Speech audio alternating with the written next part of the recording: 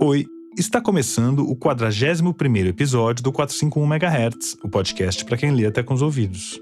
Eu sou o Paulo Werneck, editor da revista 451. 2 vezes por mês, a gente conversa aqui com autores, críticos e leitores sobre os livros mais legais que acabaram de ser publicados no Brasil. O 451 MHz tem o apoio da editora Todavia. No mais recente episódio do Quarta Capa, o podcast da editora Todavia, você vai viver uma experiência de leitura expandida de A Vegetariana, um dos livros mais importantes da ficção contemporânea, escrito pela sul-coreana Han Kang. Neste episódio abordamos como a obra explora o choque entre tradição e transgressão, tendo como símbolo um corpo que busca se libertar. O que esse corpo significa e como ele interfere e desloca o universo à sua volta. Para explorar elementos como o estranhamento, o erotismo e a violência, o Quarta Capa tem participações especiais do artista plástico e escritor Nuno Ramos e de Gabi Barbosa, do canal Uma Certa Gabi. Como sempre, o episódio vai ao ar na última quarta-feira do mês e está disponível em todos os tocadores de podcasts. Para acompanhar essas e outras novidades da Todavia, procure a gente nas mídias sociais e inscreva-se nas nossas newsletters acessando o site da editora, todavialivros.com.br.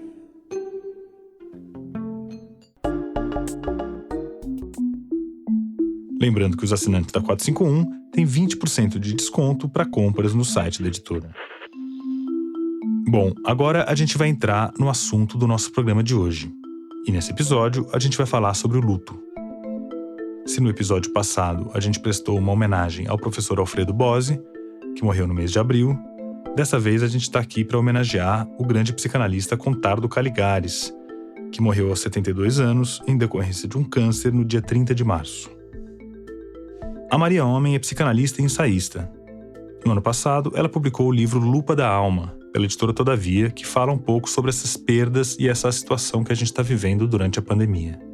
Ela é também a companheira do Contardo. Eles passaram juntos esses últimos anos, chegaram a publicar um livro a 4 mãos, um livro chamado Coisa de Menina, publicado pela editora Papiros, e viveram juntos esses momentos muito difíceis da partida do Contardo. Ela escreveu sobre essa perda no primeiro texto que ela publicou como colunista da Folha de São Paulo, que é o jornal que publicou durante décadas os textos do Contardo. E por isso tudo, a gente convidou a Maria Homem para vir aqui no 451 MHz conversar sobre essas perdas que a gente está vivendo. Perdas de pessoas queridas, perdas de intelectuais que a gente admira, de grandes artistas. Enfim, um país inteiro que está de luto nesse momento. Como disse o Valtinho naquela coluna que ele fez para a Folha também, né? Trouxe aquele malinês, o pensador do Mali, e falava: quando alguns homens morrem, é como uma biblioteca em chamas. E eu fiquei muito marcada por essa fala, porque eu acho que nesse caso se aplicava muitíssimo bem, infelizmente. Bom, então vamos lá para a entrevista com a Maria Homem. Bom, então a gente está aqui com a grande psicanalista, escritora, influencer, talvez, Maria Homem, que é o destaque da nova geração intelectual brasileira, que está atuando em diversas frentes, diversas plataformas. Não é de hoje que a gente queria convidar você, Maria, seja muito bem-vinda aqui ao nosso podcast. A gente já te cutucou de vez em quando, você sabe disso, mas aí a gente agora, enfim, te chamou por ocasião da morte do Contardo, né, que foi o seu companheiro, o seu marido, e que a gente queria homenagear aqui no programa. Então seja muito bem-vinda. Para nós é uma alegria muito grande estar falando com você e ainda mais sobre o Contardo. Uma alegria dupla. Seja muito bem-vinda. Obrigada, então, do convite. É verdade, a gente já estava com isso engatilhado, né? Bala na agulha, mas agora a gente teve que disparar por causa dessa partida. Sim, e é muito intrigante, muito fácil pensar, né? Porque você é autora de um livro aí que foi um dos primeiros livros que se propuseram a pensar quente a questão da pandemia, a questão do luto e das mudanças na vida íntima, em todas as relações sociais. Então você escreveu o livro já um pouco na perspectiva da morte do Contardo? Dá para dizer isso ou não? Não, acho que não. Acho que eu estava mais na pandemia. Como disse uma amiga e colega em comum, a gente editou uma revista chamada Queimada, que você acompanhou, Então, nestes tempos de pandemia e pandemônio. Então, eu estava muito nesses 2 outros lutos, do vírus e de uma dissolução de um tecido social racionalista no Brasil, o que já era suficientemente difícil para mim, né? E também vivendo uma outra situação que, para ser bem franca, eu imaginaria que pudesse se estender mais. Então, foi um pouco mais cedo do que você pensava, em outras palavras? Mais. Sim, sem dúvida. Você acha que a gente se prepara para a morte, de verdade? Eu acho que não dá para dizer que não, porque assim, já que a gente está conversando, é uma conversa entre intelectual, geral, universal e levemente privada, né? Porque um pouco em nome do Contardo, da obra dele, do que ele significou, mas também tem um viés, né? Enfim, homem, mulher, vivia uma relação humana. Então eu vou te dar uma outra sementinha aqui de vida pessoal, que eu tive uma outra experiência de perda e de luto quando eu era bem mais jovem. E meu pai teve um ataque cardíaco e morreu repentinamente. Foi muito difícil e foi muito diferente. 17 anos. Estava entrando na faculdade, foi no carnaval, terça-feira de carnaval, inesquecível. E eu ia começar as aulas, tinha acabado de passar no vestibular, as aulas da USP, psicologia, iam começar na segunda-feira. Para Freud, né, você lembra aquela frase que ele coloca no início da interpretação dos sonhos, que a morte do pai é talvez a vivência mais radical, né, que se possa viver. E foi a partir da morte do pai dele, Freud, que ele começou a interpretar os seus próprios sonhos de uma forma diferente e conceber a psique da maneira que veio a ser estabelecida no famoso capítulo 7, quando ele vai fazer o desenho, né, da primeira tópica, consciente, pré-consciente, inconsciente. Então, sem dúvida, foi uma perda muito dura, mas teve a violência do trauma, no sentido de que você não está preparado absolutamente para aquilo. E eu, enfim, sou a filha mais velha, então tinha 2 outros filhos, meus irmãos mais jovens, então você imagina, não foi muito óbvio. Essa vez eu não posso dizer que foi repentino, então houve sim uma preparação. Agora, ao mesmo tempo, sua pergunta é: a gente pode estar preparado para a morte? Não. Então é aquela resposta que ela é ambígua, né? Quase uma faixa de Moebius, é sim e não. E ambas são profundamente verdadeiras, mas como eu vivi de outro jeito, outra perda igualmente importante, eu sei que é diferente. E ando pensando até sobre isso, enfim, eu tive o privilégio de poder partilhar isso com o próprio Contardo. Sim. Então foi mais uma coisa que a gente viveu juntos, de todas as que a gente teve o privilégio de partilhar, uma afinidade em vários, inúmeros campos da vida, eu ousaria dizer quase todos. A gente também viveu isso, né? Essa morte comum, que era dele, mas estava no meio da gente. Claro que é uma experiência muito triste, né? Mas ele tendo contado com você e você estando ao lado dele, isso tem uma dimensão de afeto muito grande, de conforto até, né? Assim, eu não posso dizer porque eu nunca passei por uma situação parecida. Não desejo a ninguém. Mas agora a gente está obrigado, né, Maria? Porque o luto, você falou que a gente estava aqui entre uma fronteira entre o público e o privado, né? Aludindo um pouco a essa situação, enfim, íntima sua, e ao mesmo tempo um debate público, mas o luto, ele se tornou uma questão de ordem pública. Pelas circunstâncias, desde que ele se tornou um assunto de debate com o Freud, como você mesma situou, mas agora com a Covid, tantas perdas que estamos vivendo e perdas de referências intelectuais como o Contardo os leitores sentiram muito, né? Isso foi uma coisa que a gente percebeu na morte dele, né? Então, a Chimamanda está lançando um livro sobre a morte do pai dela. Quer dizer, virou um assunto que é incontornável, já era, mas...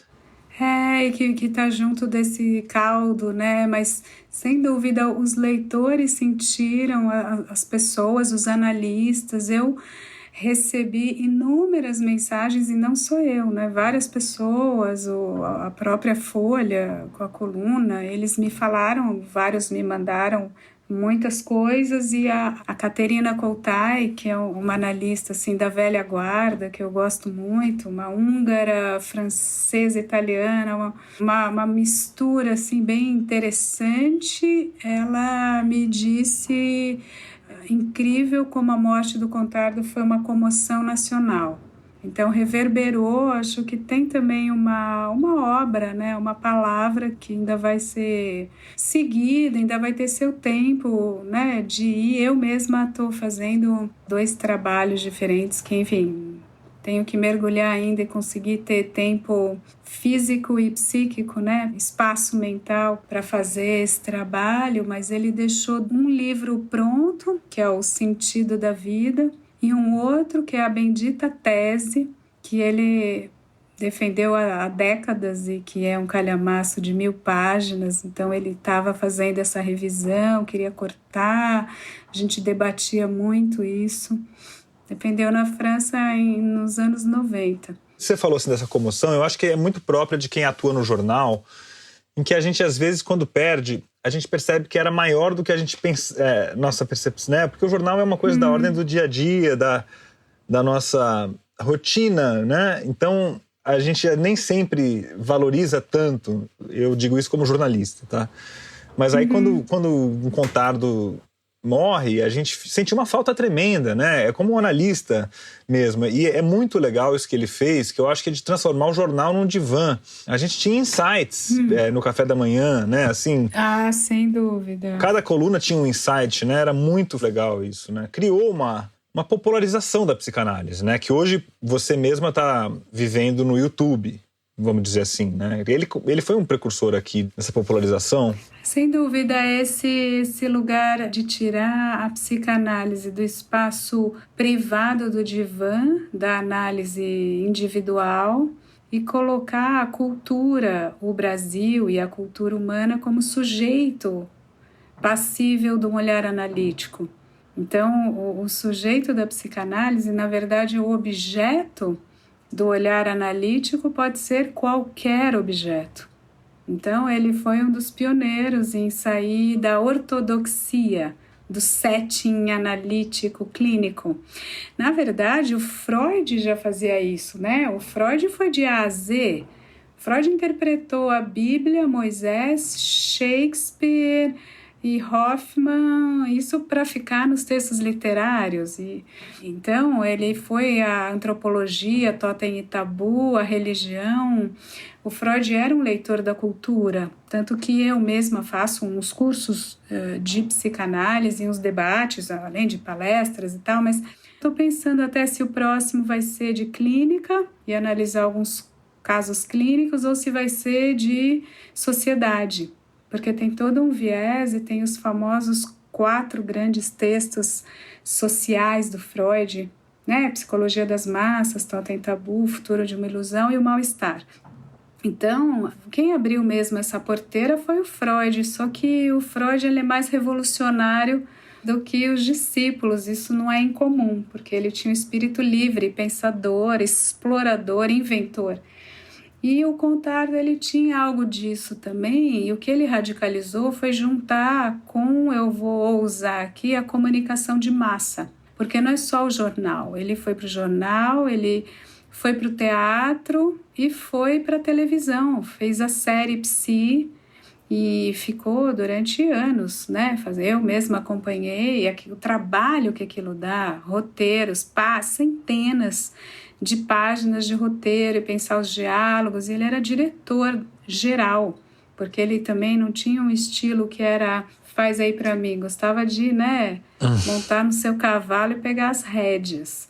Então ele foi dialogando com esse universo audiovisual em geral, discutia cinema, as próprias colunas, assim. Então eu acho que ele tinha muito uma conexão com a vida, com a materialidade do vivido, não só com as palavras colocadas num recorte de um divã dito pelo aquele analisante, né? Ele fazia essa trama mais ampla do tecido cultural, né, em todas as suas facetas.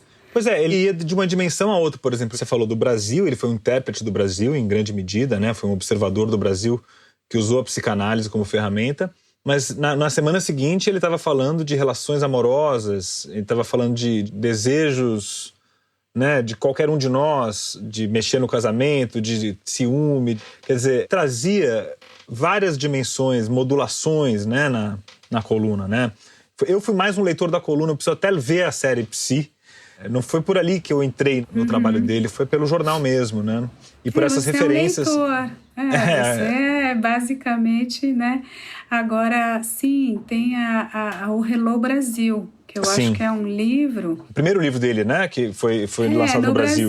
O primeiro no Brasil, o primeiro sobre o Brasil. Na verdade, ele veio dar umas palestras porque ele tinha escrito Hipóteses sobre o Fantasma, que é um livro bem psicanalítico, lacaniano inclusive, esse conceito de fantasia, o fantasma, e tinha feito nos anos 80, assim, um livro consagrado, editora Séio, e foi traduzido em várias línguas, para o espanhol, para o italiano, para o inglês e português e espanhol, então ele veio para a América Latina dar uma série de palestras, então foi Argentina, Brasil, enfim, Uruguai, e aí que ele começou a frequentar o Brasil.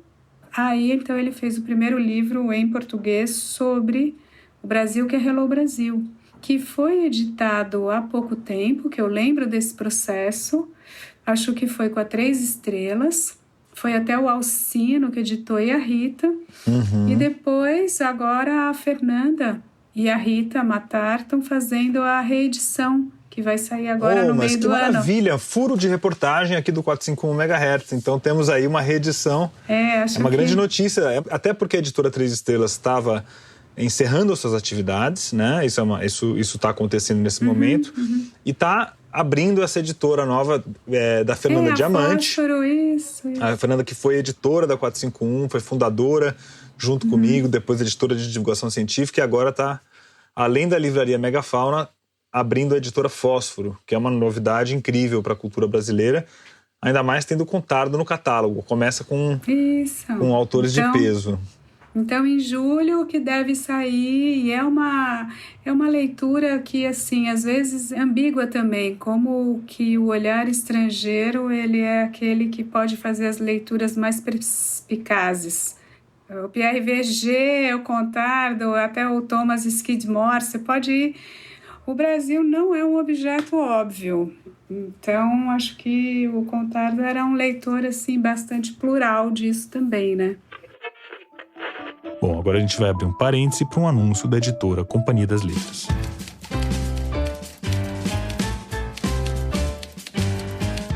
Rádio Companhia, o podcast da Companhia das Letras. Debaixo do Vulcão, um dos grandes romances do século XX, acaba de ganhar uma nova edição do selo Alfaguara, com tradução de José Rubens Siqueira. A trama se passa no México, em 1938, e inclusive virou filme nos anos 80, chegando a receber indicações ao Oscar. E para falar um pouco da obra máxima de Malcolm Lowry, marcamos um papo entre a editora Luara França e o escritor Milton Ratum, que tem grande relação com o livro e por isso foi convidado a escrever a orelha para esse novo lançamento. Acompanhe essa e outras conversas semanalmente na Rádio Companhia, sempre chegando com debates, entrevistas e clubes de leitura promovidos pelo Grupo Companhia das Letras. Lembrando que os assinantes da 451 têm 25% de desconto direto no site da editora. Bom, e agora a gente abre um parêntese para um anúncio da editora Record. Mito é uma história que se passa numa época ou era com uma ordem cósmica diferente da atual. O mito pode estar no tempo das origens, como no do episódio bíblico de Adão e Eva, ou mesmo no futuro, como as narrativas do fim do mundo, o Apocalipse. Essas histórias acabam assumindo um valor mais geral, como se seu sentido pudesse ser interpretado da mesma maneira por indivíduos de línguas e culturas distintas, como se todas elas, mesmo muito diferentes entre si, quisessem dizer a mesma coisa. É o caso do roubo do fogo. A origem da espécie, o roubo do fogo é a noção de humanidade, um ensaio literário de Alberto Mussa, narra as diversas versões desse mito e os sentidos e questionamentos que dele advêm. Mas o que faz um romancista, um contador de histórias como Alberto Mussa no terreno do mito? A resposta para essa e outras perguntas você encontra na Origem da Espécie, da editora Record, já nas melhores livrarias. Só lembrando que os assinantes da 451 têm 30% de desconto direto no site da editora. Bom, e antes da gente ouvir a segunda parte da conversa com a Maria Homem, eu queria falar para vocês sobre o plano Ouvinte Entusiasta. É isso mesmo, a gente criou aqui na 451 um plano de assinatura para você que gosta de ouvir o nosso podcast e quer nos mandar uma força extra. Com o plano Ouvinte Entusiasta, por R$20 por mês, você dá uma força extra aqui para o 451 MHz. Em troca, recebe acesso completo ao nosso site e também ao nosso clube de benefícios, que dá direito a descontos de até 30% em livros e outros produtos culturais. Então, muito obrigado à nossa mais recente ouvinte entusiasta, Ana Marta de Santana. No final do programa, eu vou ler a lista completa de todos aqueles que estão nos apoiando com o plano Ouvinte Entusiasta. Bom, agora a gente vai partir para a segunda parte da entrevista com a Maria Homem. Queria te perguntar, porque São Paulo, assim como Buenos Aires, são fenômenos internacionais em termos de psicanálise, né? São metrópoles psicanalíticas, né? A quantidade de psicanalistas por metro quadrado em Buenos Aires é, assim, enorme, né? E muitos até vieram parar no Brasil por circunstâncias tristes da ditadura argentina e criaram em São Paulo e no Rio também uma cena psicanalítica que é das mais importantes do mundo. Impressiona quem vem de fora, né? O Contardo, imagino que também, né? Ele veio aqui fascinado pelo Brasil, não pela comunidade psicanalítica, imagino, mas claro que ele virou aqui um par entre tantos grandes psicanalistas, né? A que você atribui essa arte da psicanálise florescer dessa maneira? Tem muita gente que estuda isso até, que faz essa mesma pergunta e que vai criar hipóteses, né? Então, o Christian, que é meu colega na área, Christian Dunker, tem uma pesquisa e vários historiadores da psicanálise, até a própria Rudinesco, que também veio para o Brasil, escreve sobre isso, fez aquela biografia do Freud, foi pesquisar muita coisa na Biblioteca de Washington. Então, assim, tem uma ideia, eu vou lançar só essa pequena ideia aqui. A ciência que está mandando, a partir do século XX e XXI, na sua pegada mais, vamos chamar assim, biologizante, cientificista, ela esbarra numa relação do Brasil e talvez de uma cultura menos madura no conceito de modernidade. Então, isso é bom e isso é mal, porque aí a gente vai operar ainda numa matriz de psicodinâmica, não de bioquímica. Então, a gente também tem uma psiquiatria bioquímica e biologizante, mas a gente resguarda uma tradição linguística de interrogação, de psicodinâmica, de buscar pensar. Então, isso é da juventude das democracias nas Américas, digamos assim, para o bem e para o mal. Então, a gente sofre da perda da noção de público, do espaço público, toda a ideia de uma subjetividade cordializada e imatura, mas, ao mesmo tempo, a gente pode ter a potência da interrogação. E não fugir diante disso, e querer saber, e querer pesquisar, poder criar. Então, acho que é isso que seduziu o Contardo e que mantém a psicanálise viva, né? Aqui as coisas são mais plásticas, elas estão menos dadas, você acha? Mais plástico, mais livre, mais ousado e mais criativo. Isso eu acho que, sem dúvida, estava no encantamento do Contardo para sair nos anos 80, de uma França, depois da morte do Lacan. Lacan morreu em 81.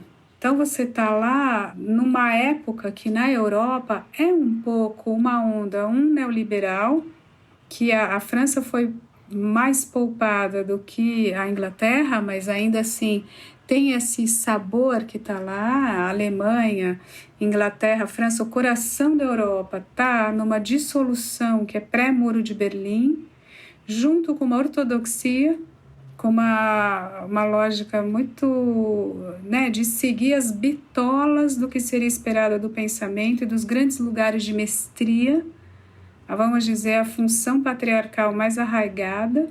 Então, morre o pai, Lacan, uma briga, tanto que tem uma chatice dessa cultura muito mais patriarcalizada, digamos assim, uma rigidez, uma lógica mais by the book, sabe? Tendo que ler o versículo tal, do seminário tal, do mestre tal. E então, a mestria, essa lógica mais dura, é interessante por um lado, mas ela também dá essa plasticidade, essa liberdade, essa ousadia. E esse lugar é o lugar que ele ocupou com mais aisance, sabe? Mais liberdade aqui no Brasil. Mais à vontade, assim, né? Muito mais à vontade, muito mais... Então ele nadou de braçada, acho que ele chegou no lugar certo, por mais que no fim... Né? Você fala, nossa, mas o que aconteceu? Como vim parar aqui? O que deu? Foi dar nisso? Né? Ao mesmo tempo, eu acho que é muito mais, né, um analista clássico em Paris, ou mesmo em Nova York, como depois ele viveu por 11 anos, não tem essa abertura, é uma cultura muito mais fechada. Então aqui você fala, bom, eu estou a fim de fazer uma peça de teatro, poderia ter feito 2, 3, agora eu vou fazer um romance, agora eu vou fazer um livro de contos, agora eu vou pegar esse personagem. É uma modulação de criatividade, um lugar de fala, para usar um termo do momento, bem mais fluido e bem mais livre, o que dá margem a qualquer charlatanismo também. Né? Então ele tinha uma cultura altamente elaborada. Você sabe que o Contardo foi uma figura ímpar. E isso é muito difícil, né, de elaborar. Acho que tem esse pedaço da perda, que ele é fruto de uma geração, e não só da geração, porque tem gente que nasceu também nos anos 40, nasceu em 48, mas que nasceu por ali, baby boomer, 40, 50, que não tem essa cultura clássica, sólida, de alguém que estudou grego e latim na escola pública italiana e que tinha o pai com uma biblioteca gigantesca e que não recuou diante disso. E que tinha uma imensa facilidade de apreensão de conteúdo, de línguas, de arte, música.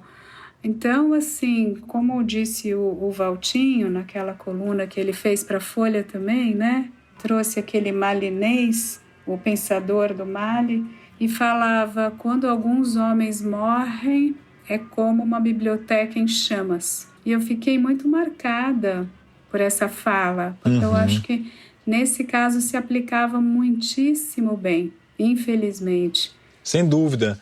Ele conheceu Lacan? Conheceu Lacan, sim. Como foi o contato dele com Lacan? Discutia com Lacan, montou o seminário de Joyce junto com Lacan, que o Lacan chamou o Contardo para, né, discutir Ulisses, e tinha um tradutor italiano, eles viajavam juntos para a Itália, ele ia na casa de campo, nos jantares, e conheceu o Barthes, que era com quem ele fumava charuto, trazia charuto de Geneve, porque ele fazia faculdade de Geneve, aí fazia análise em Paris. Então, o Barthes ia ser orientador dele quando morreu, né? O Barthes morreu um pouquinho antes, em 80. Então, conheceu Derrida, o Barthes, o Foucault, o Lacan, todo esse espírito que é a França, segunda metade do 20, o estruturalismo, o pós-estruturalismo, a desconstrução, isso era a materialidade intelectual do próprio pensamento maduro do Contardo. O que na França se chama de um 68ard, né? Um filho Total. De 68, né? Sim. E essa geração dele, nessa época que ele veio para o Brasil, estava na França tomando o poder, né? Via Partido Socialista, ali com Mitterrand, foi a ascensão da geração na política e também de um certo cinismo da esquerda ao chegar ao poder, né? Que foi o momento em que foi preciso fazer as negociações, foi preciso, enfim, lançar mão de um certo pragmatismo. E nesse momento ele vem para cá, né? Quer dizer, essa questão da geração ali que na Europa estava cedendo um pouco a, você falou, neoliberalismo e a tantas tendências políticas, econômicas e tal. Aqui ele veio para desbravar um mundo novo, né? Assim, pelo que você está me contando, me dá essa impressão. Sim, acho que teve... Aí eu vou usar um pequeno parênteses, assim, levemente interpretativo, que também era assunto de conversas, né? Você nasce numa Itália devastada pela guerra, sendo que você está num lugar muito ambivalente do país que fundou o fascismo, né, o Mussolini e tudo, sendo que ao mesmo tempo a sua família e seu pai tomou em armas mesmo e foi para o outro lado da força e se juntou nas montanhas aos partigiani, tinha, né, as metralhadoras no porão e tal. Bella Ciao, eles deviam cantar Bella Ciao, né? Aquela canção Sim, revolucionária. Sabe que eu e ele fomos convidados e a gente fez uma mesa de um filme que chama Avanti Popolo, de um aluno meu da FAAP, mais velho, Misha, que fez a música tema do filme era Bella Ciao, né? E assim, vou contar também esse pequeno detalhe, mas eu escolhi as músicas, né, no pequeno ritual que a gente fez, funerário, no Horto da Paz, veja bem que nome. E quando baixou o caixão, foi com Vecchio Scarpone, que é um outro hino importante que a mãe dele cantava e que ele se emocionava, né, nesse final, quando você vai fazendo aquela, né, retrospectiva da sua própria história, quando você tem a oportunidade, vamos dizer assim, de fazer isso, quando você tem consciência da sua morte. Forse sapresti se volesse il destino camminare ancora. Vecchio scarpone fai rivivere tu la mia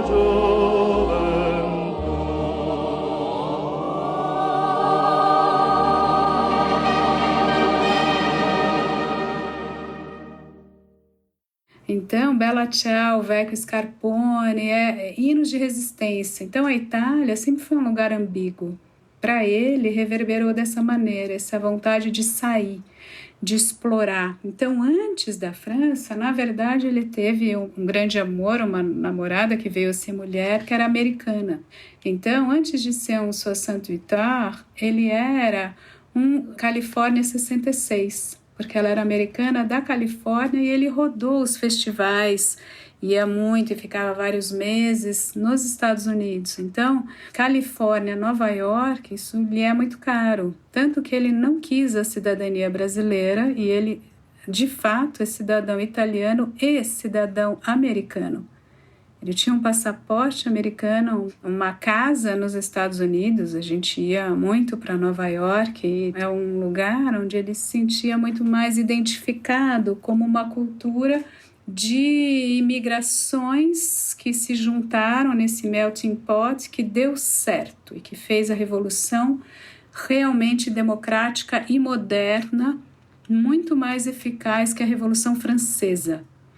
Então, esse era o pensamento dele, essa identificação com essa modernidade. Estaria muito mais nas Américas que na Europa.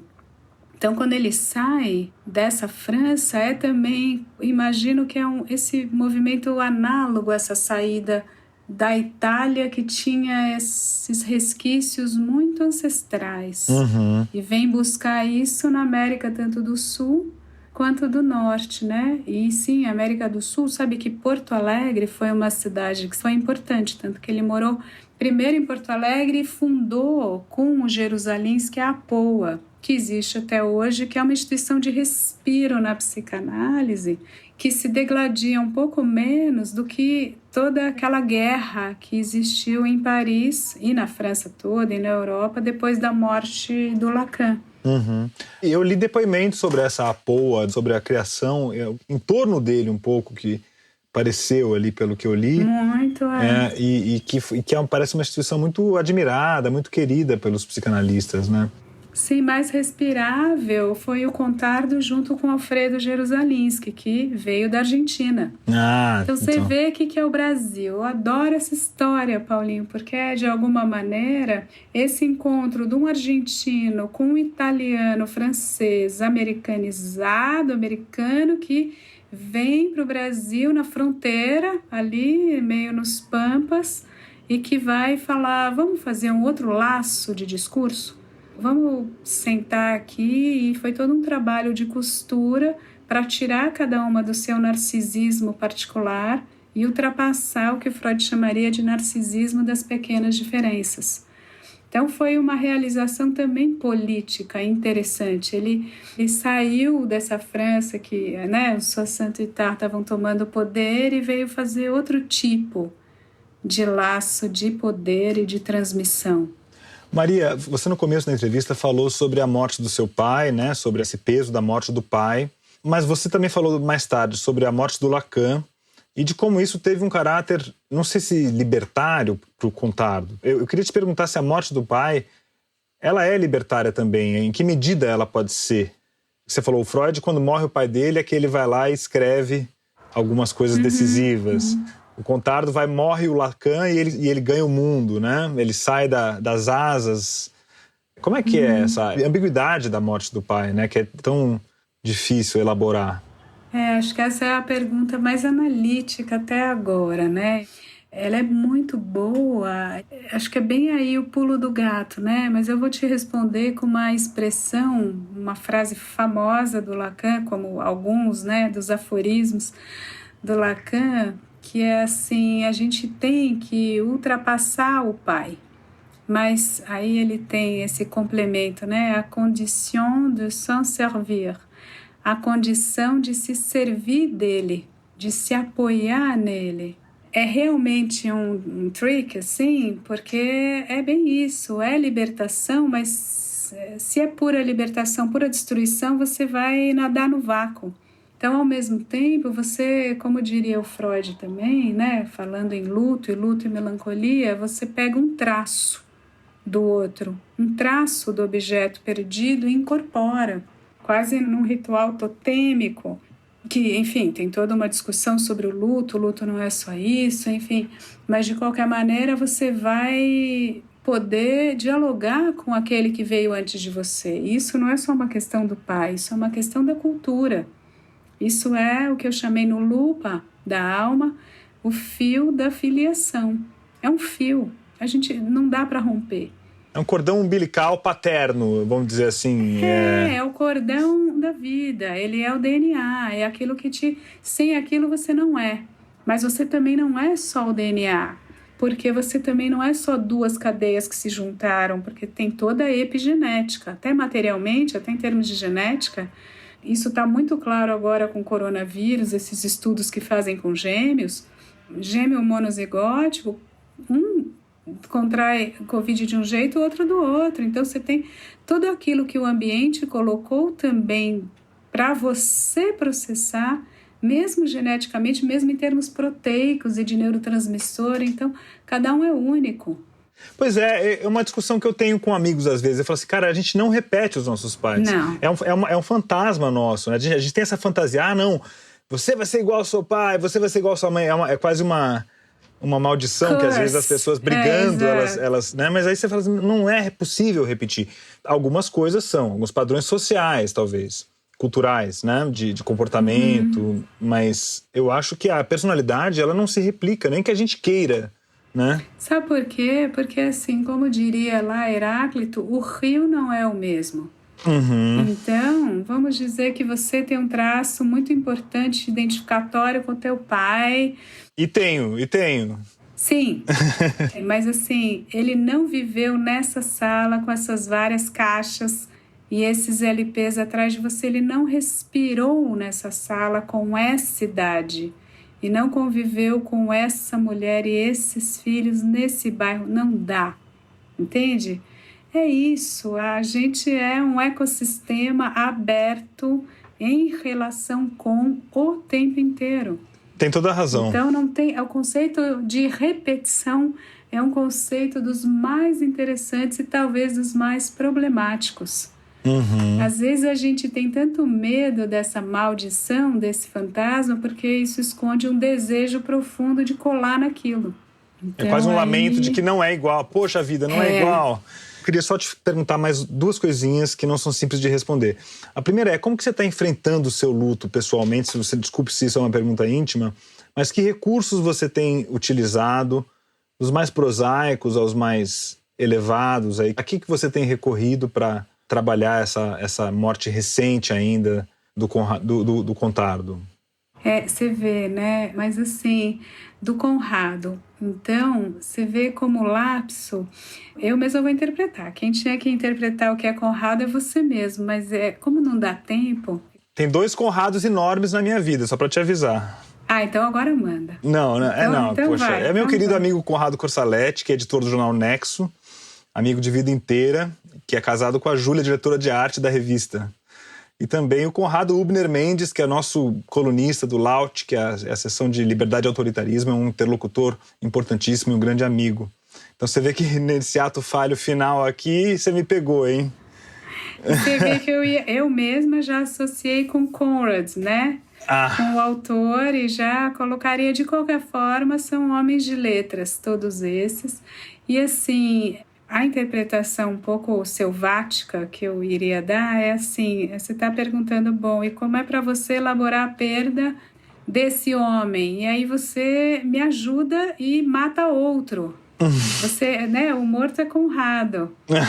Né? Você vê que, de alguma maneira, né, se o lapso, qualquer formação do inconsciente é a realização recalcada de um desejo eventualmente infantil, a gente não queria que morresse, ou eu não queria, ou você queria me perguntar e não queria me perguntar, enfim. Então você vê que interessante isso, só para fazer uma palhinha de interpretação aqui ao vivo e a cores. Poxa, isso está parecendo uma consulta, já estou aqui arrepiado. Já é. Mas assim, como é que eu consigo fazer? Que eu não consigo, né? Acho que tem uma parte do luto que seria... Me ajuda a ideia de pensar que eu não consigo e não preciso conseguir. E, além do mais, tem um resto. Eu já aprendi a duras penas lá atrás que vai ficar sempre um resto. Vai ficar um buraco, vai ficar um vácuo, né? Agora, por coincidência, eu comecei hoje a fazer uma coluna mais fixa para a Folha e justamente tentei responder essa questão. É um título que eu fiquei muito na dúvida se eu iria usar ou não, mas resolvi bancar, porque é isso mesmo, né? Mas é o valor da amizade. Então, é o laço que tem me sustentado com pequenas partes. Eu não estou muito boa de falar e de conversar e de grandes interações, tanto que você vê que a gente demorou um tempo para estar aqui, né? Mas, assim, retomar um pouco me sustenta.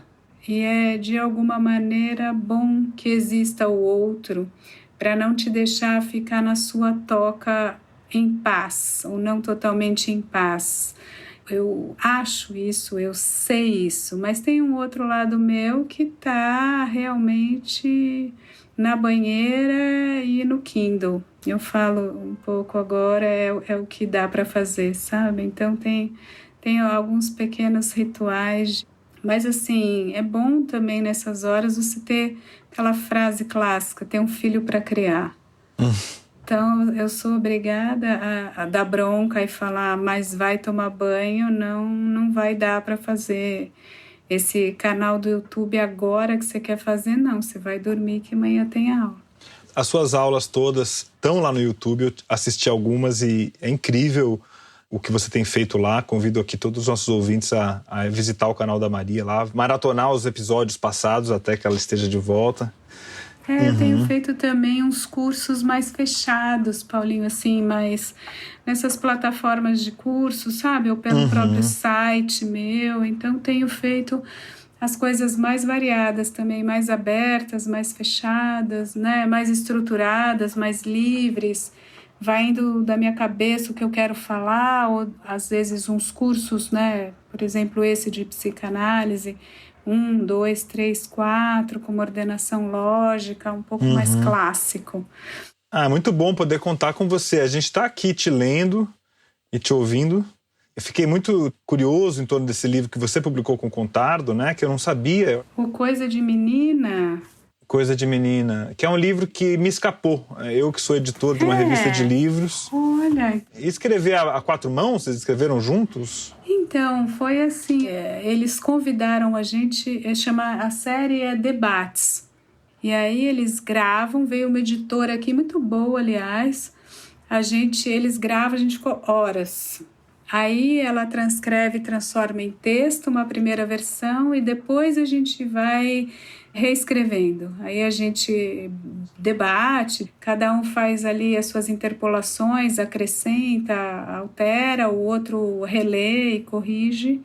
E assim a gente estabeleceu o texto. Parece que o Lacan também escrevia mais ou menos assim, não? Ele falava, o pessoal transcrevia, ele ia lá, revisava.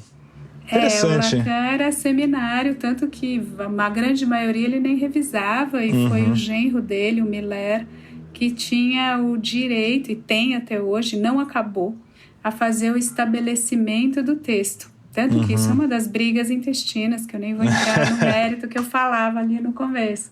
Mas assim, em primeira mão também, eu vou te contar que a gente fez um outro livro. Ah, que legal. Que chama Coisa de Menino. Ah, muito bem, eu já ia perguntar. A primeira entrevista que a gente fez foi com um jornalista homem que falou, nossa, é muito bom de ler, muito fluido, mas o tempo todo eu me perguntava, mas e eu? E o menino? Então, logo aí começou a ideia. Então, a gente já ia fazer lançamentos ou mesas. Aí sempre tinham várias perguntas que a gente falava, isso a gente vai desenvolver. Aí a gente foi anotando, fez essa outra série, estabeleceu e deveria sair esse ano. Vamos ver como é que vai ser isso, mas a ideia já é sair em 2021, Coisa de Menino. Que beleza, um livro super importante, porque os meninos, nesses debates contemporâneos todos, às vezes ficam meio com menos atenção do que algumas questões, eu acho. E os meninos estão em crise, menos atenção e mais loucura, tanto esse enlouquecimento coletivo desse lugar de masculinidade e virilidade que está enlouquecido. Você acredita que ficou maior? Do que o Coisa de Menina?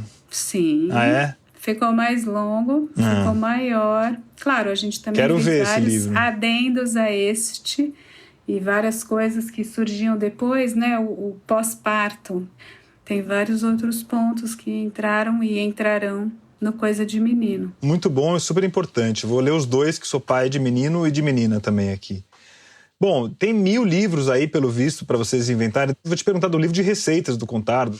Ele devia cozinhar bem pra caramba, imagino, com essa... Sim, você acredita? Eu sou totalmente nula na cozinha, motivo de piada aqui interna da família. Mas ele... Como que era? O carbonara dele tem creme de leite ou não? Essa é a grande polêmica. Depois de Lacan, a maior polêmica na Europa é essa. Sabe que ele fazia massa muito bem, fazia mousse de chocolate, que ele tinha uma receita de um francês que realmente é sensacional. E fazer carne bem feito também é difícil. Gostava muito de cordeiro. Então, esse capítulo é memórias sentimentais, né? A comida sempre é coração. Se você conseguir essa receita da mousse aí, me dá que a gente publica, tá bom? Tá bom, combinado. Um beijão pra vocês, muito obrigado pela conversa. Não sei se você tem alguma coisa que você quer acrescentar. Só te agradecer essa oportunidade, Paulinho, ótimo. Eu que te agradeço. Um beijão, muito obrigado. Fiquei super feliz e emocionado em falar com você. Beijos, tchau. Bom, agora, antes de me despedir, muito obrigado mais uma vez a todos os nossos ouvintes entusiastas. Renata Campos Salles Moraes Abreu, Márcia Adorno, Guilherme Alpendre, Neuza Chiurcio Alpendre, Ana Morim, Leonardo Maciel Andrade, Vanessa Lopes Baldim, Maria Paula Barbosa, Cristina Ribeiro Barcinski, Leila Barreto, Tiago Barreto, Thaís Bichara, Carmo Emanuel Almeida Biscardi, Samuel Valim Bolonha, Aline Bona, Célio Braga, André Casaroli da Costa Branco, André Bressan, Patrícia Carneiro de Brito, Marina Buendia, Bruno Bonabiche Bueno, Alexandre Rodrigues Caetano, José Osmar Azevedo Carneiro, Tereza Bunte de Carvalho, Eduardo Martinelli Carvalho, Cecília Tumler de Carvalho, Lucas Carvalho, Luciano Carvalho, Murilo Carvalho, Cecília Castellini, Carolina Chagas, Camila Chaves, Mariane Miguel Chaves, Gabriel Navarro Colasso, Paula Colonelli, Paulo Roberto Alves Moreira da Conceição, Cláudia Sampaio Costa, Walter Craveiro, Ana Carolina Lessa Dantas, Luiz Eduardo Pinto Basto Tourinho Dantas, Leonardo de Lucas da Silva Domingues, Gustavo Dutra, Ronaldo Ribeiro Ferreira, Valdomiro José da Silva Filho, Paula Fontana Fonseca, Márcia Cristina Fraguas, Luísa Franco, Sandrine Giz, Cecília Góes, Maria Filomena Gregori, Caroline Greve, Júlia Guarilha, Maria Guedes, Gustavo André Ramos e Núbia, Paula Juchen, Suzana Jung, Fábio Calvan, Ilana Katz, Marjorie Leite, Leila Lima, Mirna Lima, Débora Lina, Marieta Madeira, Leila Celina Silva Magalhães, Carla Maia, Roberta Marquezin, Maria Cristina Savaia Martini, Francisco Mastro Pietro, Rita Mata, Lenívia Mendes, Valéria Midena, Vitor Muniz, Luiz Antônio Timóteo Nicoliello, Ana Novaes, Lígia Helena Salles Nunes, Bruno Emanuel Carvalho Oliveira, Rosângela Aparecida Dantas de Oliveira, Ana Pessoa Pacheco, Tomás Pereira, Luísa Plastino, Diana Radomisler, Janes Rocha, Douglas de Oliveira Rocha, Heloísa Vieira da Rocha, Leni Manzati Rodrigues, Radmila Salviano, Ana Marta de Santana, Fábio Cunha dos Santos, Juliano Machado dos Santos, Marcela Costa Mota dos Santos, Marina Rodrigues dos Santos, Luiz Eugênio Sena, Gustavo Senechal, Gabriel Barbosa Silva, Alexandre Luiz Pereira da Silva, Maria Rosalina Silva, Vitor Hugo Siqueira, Guilherme Sorgini, João Pedro de Souza, Ana Maria Pedrosa Sá Freire de Souza, Adriana Teixeira, Cíntia Vasconcelos, Pedro Emanuel Costa Vaz, André Viana, Orlando Vilar, André Wolff, Flávia Bezerra Tony Xavier. Muito obrigado a todos os nossos ouvintes entusiastas. É isso aí, chegamos ao fim do 41º programa do 451 MHz. O nosso próximo episódio vai ao ar no dia 4 de junho. O 451 MHz é uma produção da Rádio Novelo para a Associação 451. Eu sou o Paulo Werneck.